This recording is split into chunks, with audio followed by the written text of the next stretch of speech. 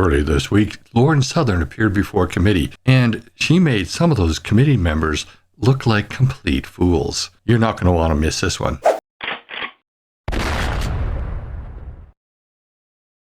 Welcome to my channel, y'all. Hope you're having a great day.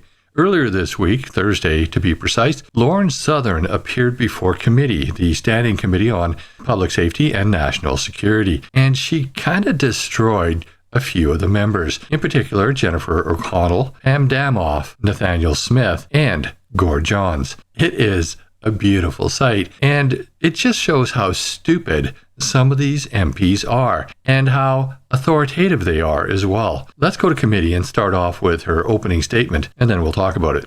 Southern, your opening statement, please. Thank you. Honorable Chair, esteemed members of this committee, I would like to thank you for so enthusiastically inviting me to speak today. My name is Lauren Southern. I am a filmmaker, a YouTuber, and a proud Canadian. In late 2023, I was contracted to make weekly videos by a startup company called Tenet Media. Then recently, the U.S. Department of Justice released an indictment which alleges the founders of Tenet created the company in conjunction with 2 Russian citizens, with funding ultimately originating from the Russian government. Per the indictment, the founders of Tenet Media deceived the personalities they contracted regarding their alleged source of funding. I'll make a few points clear at the outset. At no point in my involvement with Tenet did I ever have knowledge of the allegations in the indictment. And 2, the only person who ever had any creative control over my videos was me. No one from Tenet or anywhere else ever dictated what topics I covered or what opinions I held. I always seek to fight disinformation in all of its forms, and therefore I have a duty to inform this committee that disinformation has been spreading within these very walls. Some in the media and even witnesses to this committee have attempted to paint a picture of Tenet as a hugely influential player in the political media landscape. This, frankly, is just not true. A previous witness to this committee, who went unchallenged, stated that Tenet Media controlled a network of over 16 million subscribers. This is not true. On their largest platform, YouTube, Tenet had barely over 300,000 subscribers. I believe the 16 million figure referred to the total number of subscribers among all of the personalities who had videos contracted or licensed by Tenet. Subscriber base is that, given all of the facts, Tenet had absolutely no control over. To claim that Tenet controlled those subscribers would be like claiming that a TV network had influence over the United States presidency because they air reruns of The Apprentice. The same witness claimed Tenet garnered over 1 billion video views and 20 billion impressions. I have absolutely no idea where those numbers came from. Very readily available public data shows that on its largest platform, YouTube, Tenet received only 16 million total views. Based on the witness's specious numbers, he asserted that Russia received extraordinary value for their money. Anyone with even a cursory understanding of new media would know, however, that $10 million for 16 million views on YouTube hardly qualifies as extraordinary value. In fact, it qualifies as a total failure. So there is, in fact, a silver lining here. If the allegations are true, it appears Russia did attempt to influence Western media, but they failed pretty miserably. Now, I know the chief concern of this committee is how this debacle may have influenced Canadians. Well, I was the only Canadian commentator and the only host that consistently discussed Canadian issues. In fact, if the company had any creative control over me, which they didn't, they probably would have asked me to stop making Canadian videos since they didn't perform very well. So if you were worried about this alleged Russian money unduly influencing Canadian issues, good news, didn't happen. And I'll be honest, it has been surreal for me to watch our government, experts, and media assert that scripts I would jot down in my notes app in a line at the grocery store were secretly part of a giant foreign influence campaign. Arguably, the largest actual impact on Canadians here has been the amount of tax dollars they've had to spend investigating this non-issue. Some in the media and this government seem to have concluded that the only reason a regular Canadian could possibly hold certain views that do not align with the current Liberal administration is because of pernicious, widespread Russian disinformation. I would like to propose an alternative hypothesis, and I know it may sound insane. I know this breaches the borders of conceivable thought, but maybe, just maybe, some Canadians consulted their own moral compass and decided they don't want this country funding foreign wars. Maybe they looked around them at the hospital lineups or housing prices and thought immigration might be a little high. Maybe they lost their business during lockdown and think, I worry about my freedoms in this country. Some in this government are hell-bent on drastically exaggerating the extent of foreign influence because they can't seem to stomach the idea that they might be wrong about something and that a growing majority of Canadians legitimately and organically oppose what they are doing. They simply can't conceive that they are becoming unpopular naturally, so there must be foul play at work. Let me make this abundantly clear once more. No one but myself and my true experiences as a Canadian have informed my opinions. And to any members of this government who may be listening, I would suggest you familiarize yourself with these opinions because they are rapidly becoming the views of the majority of this nation. Thank you. Booyah! So right off the bat, she starts off by sarcastically saying that they enthusiastically invited her to the committee when they summoned her or subpoenaed her or however they got her there. And then she goes into what can only be described as a mic drop opening statement. Something tells me she actually wanted to be there and wanted this opportunity to destroy this committee. But let's carry on, shall we?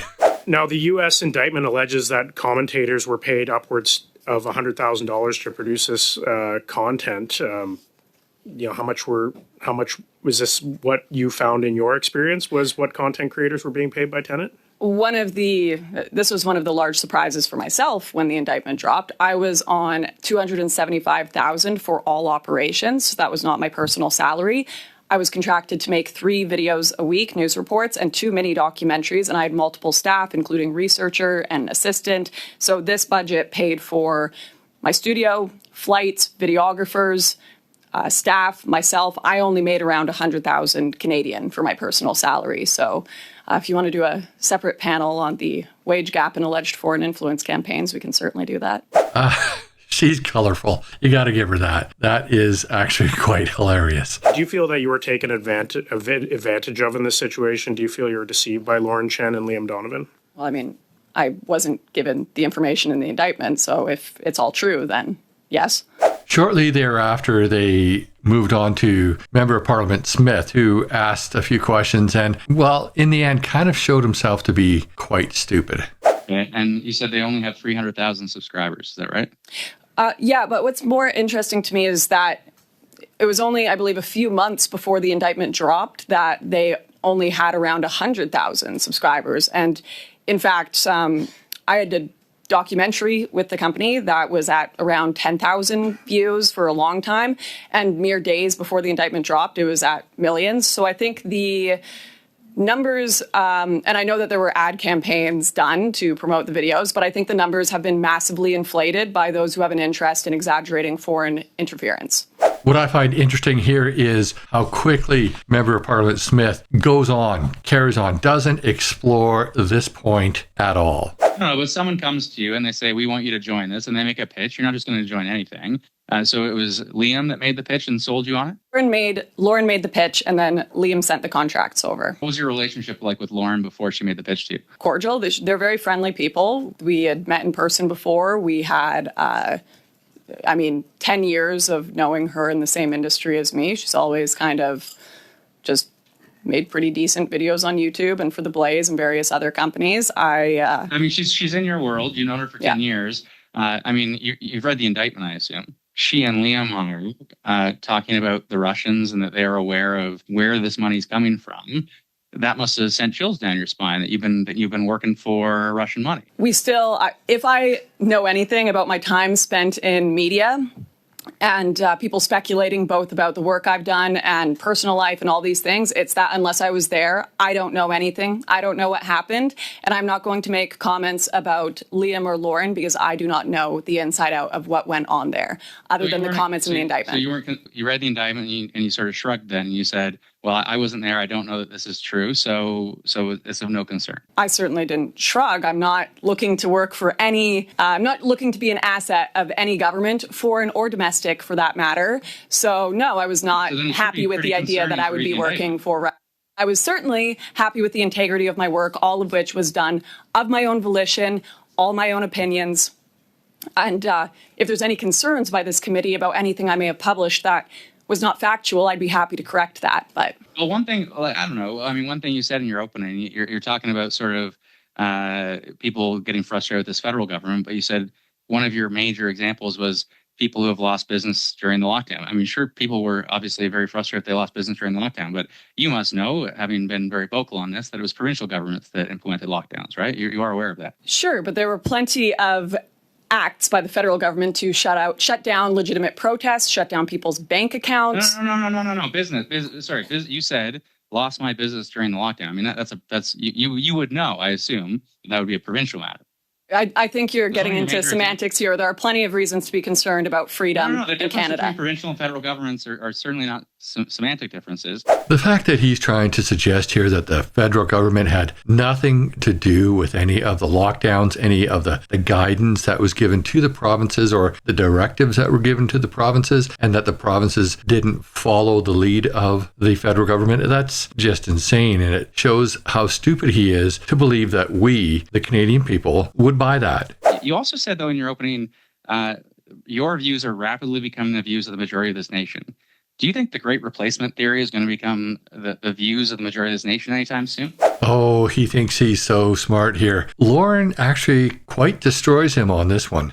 Depends what you mean by the Great Replacement theory. What do you mean? Well, what do you mean by the Great? Well, that there's an active attempt to replace a white population with a non-white population. I think that there are a lot of people that have concerns about the impacts of mass immigration removing the culture in certain areas. I think you could ask people in Brampton or individuals in Surrey what they think about the language being spoke around them, whether it's a Canadian language whatsoever, whether they feel that their culture is being preserved. I don't think it's an insane concept. And in fact, I think many Liberals would agree that many cultures and peoples have been replaced before by mass immigration, our Indigenous population not least of all. And there you have it. She throws facts into the face of a Liberal. I wonder how he's going to respond, or how the rest of the Liberals will respond. You might think it's insane, though, to head over to Russia, speak with a neo-fascist Alexander Dugin, and then praise the guy to say... Sorry, Mr. Erskin-Smith. You might think that's a level of insanity. And so he calls what she did insanity by going over to Russia and interviewing somebody that he considers to be a fascist. And the guy probably is a fascist. He probably is somebody who is not a very nice person. But if we don't talk to people that we disagree with or find out what their views are, how do we know that? She's not given an opportunity to answer this question at this time because his time has run out, but she does squeeze that answer in a little later. Yes, thank you. I just wanted to take 2 seconds to respond to the allegations that I'm an insane person quickly for interviewing Alexander Dugin. Given my inspiration for the interview was from TVO's The Agenda, Steve Peikin, who interviewed Dugin. I don't think we would be calling him insane in this House. I think there is a deliberate effort to slander me for political purposes. Thank you. I certainly understand your situation, but you seem to be taking very lightly this whole issue of foreign interference that does exist. And Russian interference does exist in Canada at this time. Does that not concern you as much as it concerns me in terms of our democratic institutions? The fact that this does exist and can harm our institutions. Once again, as I opened in my speech, there were individuals that were witnesses to this committee who went unchallenged, who claimed that Tenet Media made the one of the number one podcasts in the world, the Rubin Report. The Rubin Report was created 10 years before Tenet even existed and had no association with Tenet Media. Dave Rubin, God bless him, his actual show at Tenet Media struggled to even reach hundreds of views. And yet that level of misinformation was coming from within these very walls. So forgive me if I seem like I am downplaying what is going on, but there has been a great exaggeration to the point of lying within this committee about the level of foreign interference happening. And the biggest concern I have is the regular Canadians that I interviewed, that inspired my videos, that inspired my content, that are being slandered as Russian disinformation, rather than, the people here who might be disturbed by me correcting the record. Mr. Johns for 6 minutes. Ms. Southern, before collaborating with other influencers, what steps do you take to ensure the media in which you are appearing is acting lawfully? What steps do I take to ensure the media I'm appearing in is acting lawfully? Yeah. I don't think that, as much as I would love to be able to afford a private investigator to go and confirm every contract I sign, 10 years of working with someone in the same industry and 10 years of working with someone in the same industry and being given a very standard boilerplate contract that I would get from any other company, I've never had this happen before, and I think in retrospect, it's easy to say that I should have done more investigation. But what investigation would you have done in my shoes? I think right. I think it's important to do due diligence, and you have significant following on social media platforms where misinformation can spread rapidly. How do you ensure that the content you share is not used by foreign entities to amplify narratives that undermine Canadian democracy or national security? Are you accusing me of spreading narratives that have undermined I'm just asking democracy? you a question, just like, in terms of how do you ensure that the content you share is not used by foreign entities to amplify narratives that undermine Canadian democracy or national security? What measures do you take? This guy reminds me of somebody who just wants to try to be relevant. He's asking a really stupid question. She is a content creator. She speaks her mind. She gives her views on whatever topic she's speaking on in the moment. Somebody could take anybody's views and twist them and use them in ways that they don't necessarily intend to be used. This guy is a complete ridiculous fool. I have never seen this guy ask a relevant, intelligent question, ever. I ensure that every contract I sign and have ever signed in media gives me full creative control of every single thing I say and publish. That's how I ensure it. Well, there's concerns that individuals or groups may be unintentionally aiding foreign governments in spreading divisive narratives. How do you respond to allegations that your online content has been used to further Russian propaganda or influence Canadian public opinion? As far as I'm aware, just this month, Prime Minister Justin Trudeau announced a pause to immigration, or a decrease in immigration for the next 3 years, citing unsustainable growth. This is one of the critiques that has been my main critique on tenant media and off-tenant media. And having it portrayed as Russian disinformation by this committee, or even aiding and abetting Russians, has been very interesting. I may understand I may have been right too early on this issue, and as so I must be socially punished by this regime.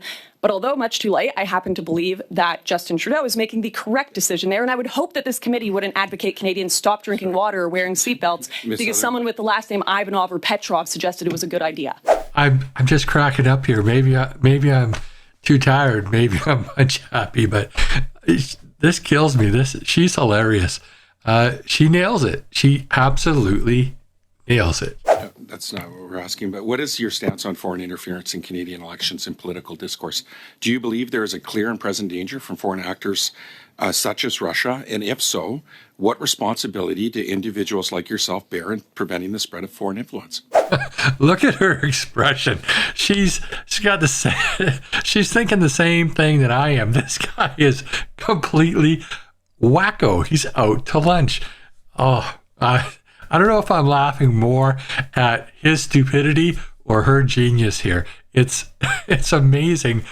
How did these guys even get elected?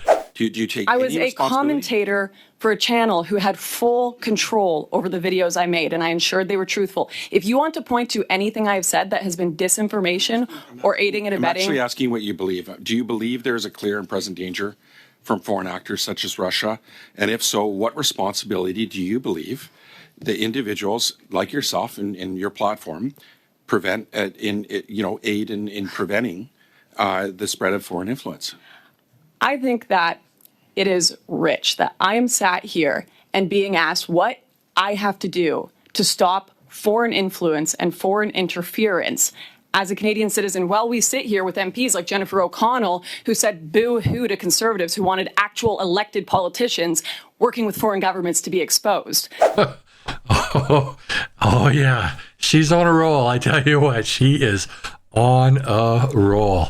I love it. So I am a regular Canadian. So, sorry, I take it you don't take responsibility. I'm sorry, it's not your turn, Ms. O'Connell. I'm going to continue.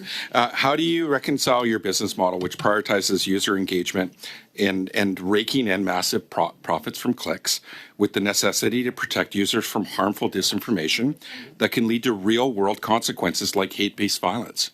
How is anyone in this committee supposed to stop disinformation abroad if they can't stop it within this committee? Why wasn't Ben Scott... Why wasn't he challenged when he cited false numbers about Tenet's views? Why wasn't he challenged when it was said that Tenet created the top podcast in the world, that they were getting billions of impressions?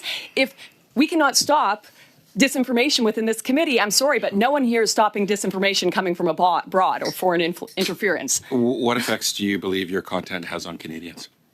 I think I speak for the majority of Canadians. I think I speak for people who don't have a voice in this government. I think I speak for people who feel they have been censored and shut up for too long by the mainstream media, and I'm proud of it. Do you, like, and I'm glad we're talking about how you personally feel. Can you speak about how you feel about your online content, you know, since it was aiding in objectives that were planned, plotted, and executed in the Kremlin? Would you say that Justin Trudeau's reduction of immigration was aiding and abetting the Kremlin? Should he be pulled here because he had the same ideas that I had? I'm asking you, do you have any personal feelings that your online content was aiding in those objectives? I do not. Okay. I disagree with that. I think I have very normal opinions that were all coming from myself. No one told me to have my views. No one forced me to have my opinions. My opinions are based on living and growing up in this country. I'm going to have to call it a video here because it goes on. She totally goes on to destroy Pam Damoff in a little bit here. Pam just shows how totally, utterly stupid she is. I mean, this video would be well over, it's already over 20 minutes. It'll be well over 30 minutes if I kept all that stuff in. I'm going to put a link in the description to the original post by the government of the committee. And yeah, you know what? Go if you've got half an hour or 45 minutes and you want to go have a laugh, yeah, it's worth it. It takes a while for them to get into it because they do all the stupid committee things and take votes and stuff like that beforehand after they've arranged for a witness. It's my opinion that these people are completely lost. Not the Conservatives so much. They actually they didn't bother asking a lot of stupid questions, but definitely the Liberals and the NDP and even that girl from the block there, they don't seem to understand free speech. They don't seem to understand free will. They don't really seem to understand anything, to be honest. But that's just my opinion. I'd love to know what you think. Put your comments down below. And while you're at it, please like this video, share it with your friends and on social media. And if you haven't already, please subscribe to this channel and hit that bell notification so you never miss another video. Thanks for watching, and I'll see you in the next video.